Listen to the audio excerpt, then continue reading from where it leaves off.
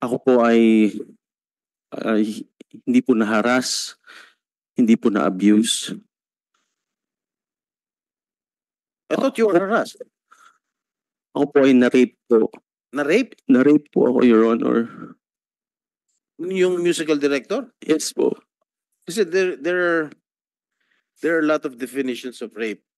Kasama po natin ngayon, Senator, si Mr. Gerald Santos. Yes po. Kasama po ang ating si Attorney Ferdinand Topacio. Okay. Good morning po, I heard that Your Honors po. only in Facebook. I heard your rants in... I read your rants in Facebook. Yes po. What happened? This happened 2005. Am I correct? Yes po. You're only 15 years old? Yes po, Oh. Your Honor. Yes, 2005 po nangyari and nilabas ko po ito noong 2010. Why did it take you 5 years? Dahil po sa takot po, sa kahihiyan, dahil po nung time na yon ay hindi pa naman po katulad ng panahon po ngayon na mas open na po ang lahat. And You should have filed the complaint immediately after that you were sexually harassed. ang nangyari po kasi noon, Your Honor, ay gusto po namin mag-pursue ng legal action but yung nakausap po naming lawyer at that time, parang tapos na raw po yung prescription period. Okay, assuming that you filed the complaint with GMA, correct? Yes po. 5 years after, Yes po. did the GMA7 take action on it? Wala pong clear na resolution po na nakarating po sa I amin. have a copy here. Opo, Suspended and terminated the services of the one who sexually harassed you. pati po ako At inulis hindi na po nakabalik. nila. Hindi siya na nakabalik. I will not And- mention the name already because you know his name, of course. Yes po. What I'm saying is that GMA7 took action on it. Took action on your complaint. Diba? You wrote to Avit. Yes po. And Correct. Then Attorney you wrote, Felipe Gozon po. Attorney Gozon, Felipe Gozon. Oh, inaksyonan nila, terminate yung services nung musical director. Correct? Yes po. Oh. Ang nangyari nga lang po ay kasi po yung musical director po na ito ay connected po sa mga ibang executives po dun sa loob. So ako po ay napag-initan po dun sa loob.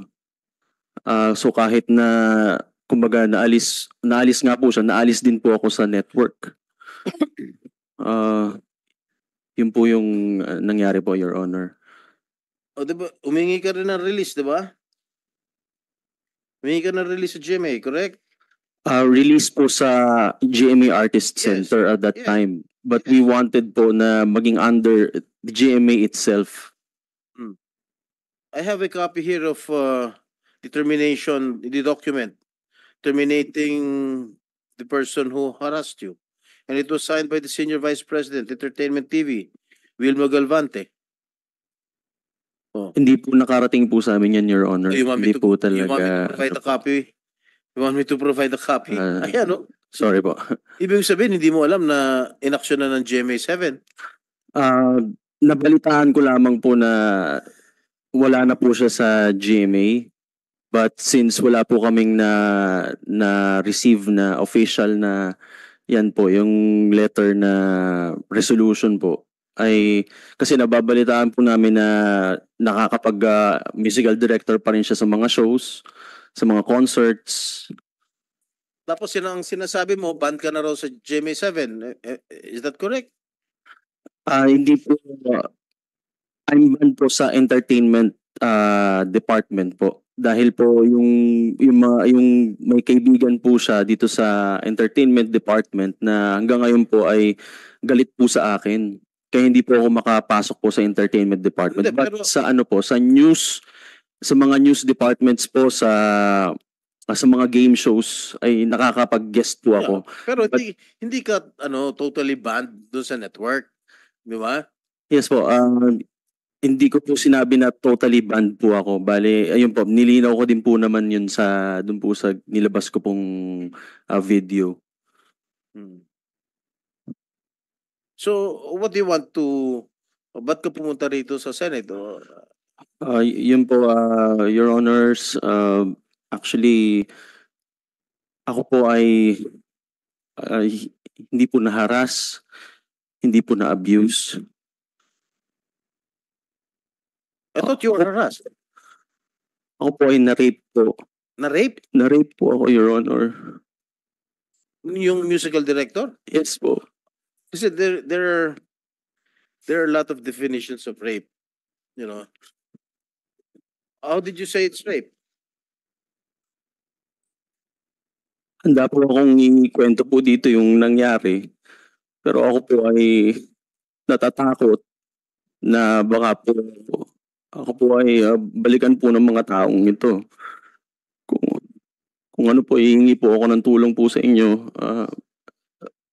Senator Jinggoy and Senator Robin, na ako po ay para magkaroon po ako ng lakas ng loob para po masabi po itong story ko po.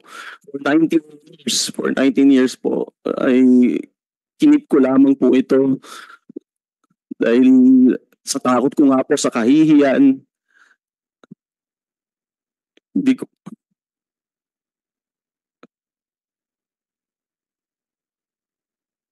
hiyang-hiya po talaga ako, lalo na po nung panahon na yun dahil nung dinulog ko nga po ito noon, yung mga nandun po sa loob ay parang dismiss lang po nila yung sinabi ko na parang mag-move on ka na lang kasi kalakaran yan dito. Nililabel pa po nila ako na homophobic daw ako kaya ako nare-reklamo yung tao.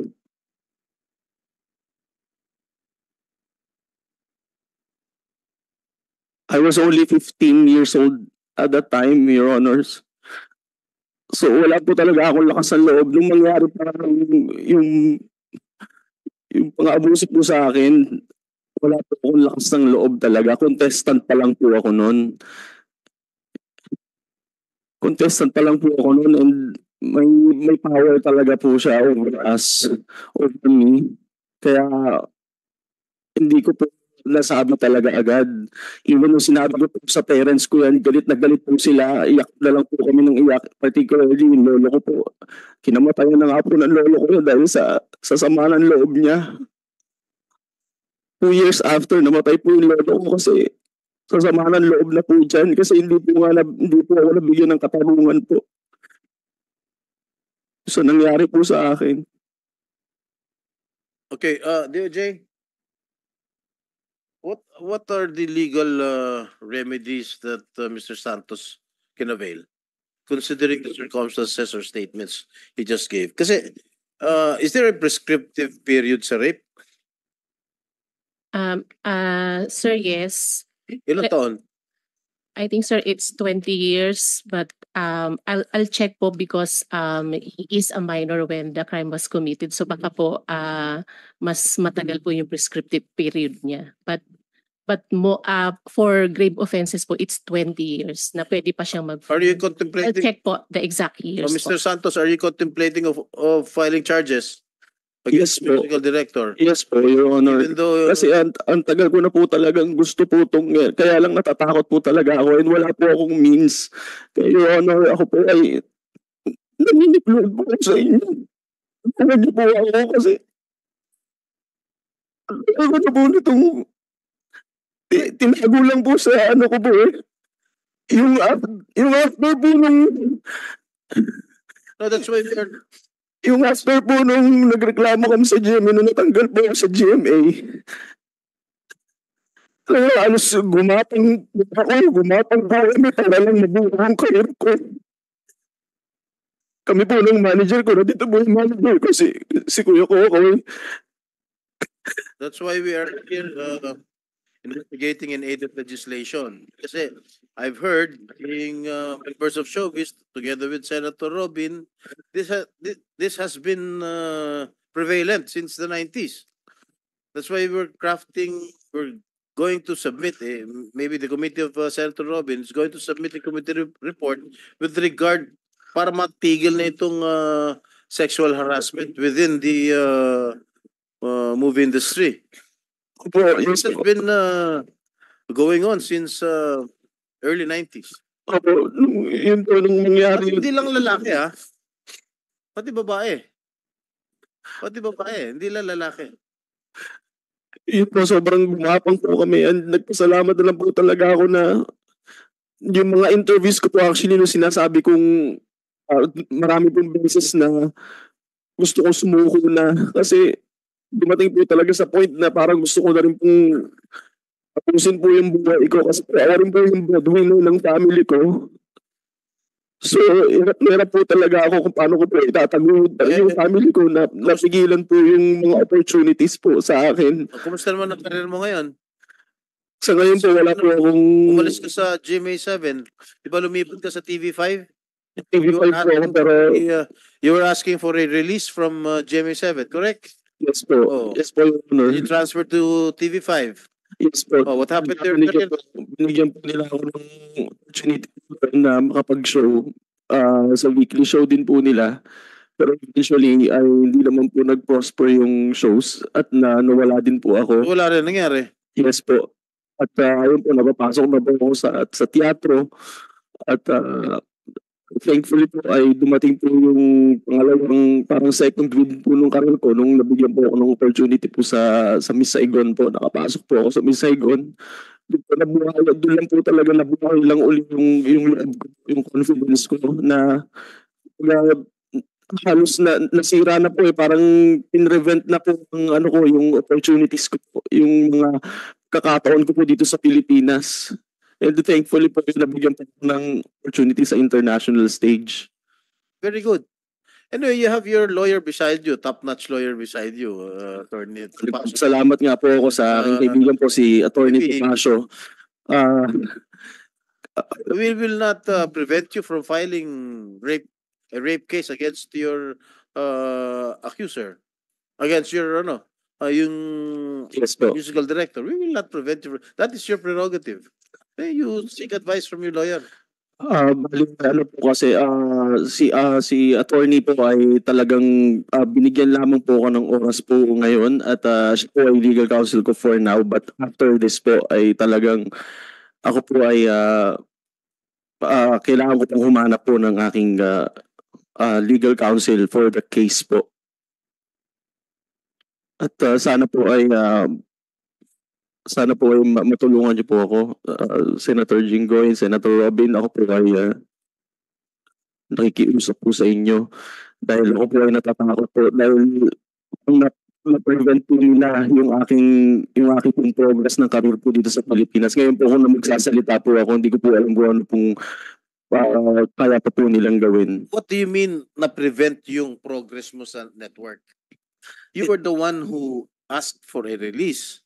Di ba? Ikaw ang gustong magpatanggal sa GMA. And then, may sulat May sulat ka signed by your lawyer. Release lang po ako Correct. Your Honor, sa GMA Artist Center. Yes. Oh. And we wanted po na sa GMA network itself kasi po ay talagang actually kasi namin sinumbong yung aking reklamo sa GMA Artist Center and wala po silang action na ginawa po. Sila po yung nagsasabi na mag-move on na lang.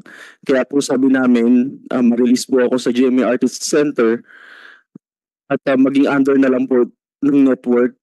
Baka mas maging better po yung aking estado po sa network.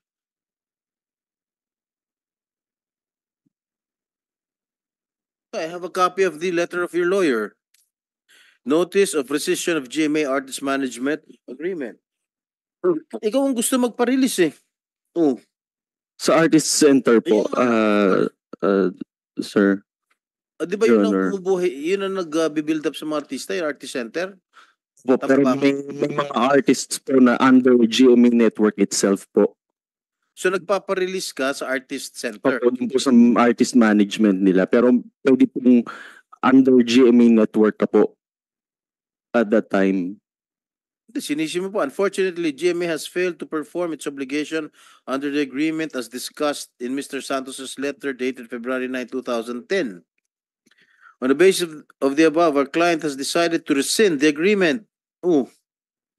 Accordingly, this letter constitutes formal notice of rescission of the agreement effective upon receipt hereof. Basta ang pagkakaalam ko, ikaw ang gustong umalis sa GMA Artist Center, basta inaksyon na ng GMA yung reklamo mo, tinanggal yung musical director because of yung charge mo na you were sexually harassed. Yes po, pero yun nga po, sa GMA Artist Center lang po. And sinabi po namin sa letter na gusto po namin sa GMA network maging under po ako. What did they say? Wala po silang sinabi, basta ni-release na lang po nila ako. Anyway, may you have your lawyer there beside you. You can seek advice from your lawyer. If you want to file rape cases, a rape case against the musical director, that's your call. That's your prerogative. Yes po, Your Okay, Honor. we Salamat po. continue. Thank you, Mr. Santos. Salamat po. Where is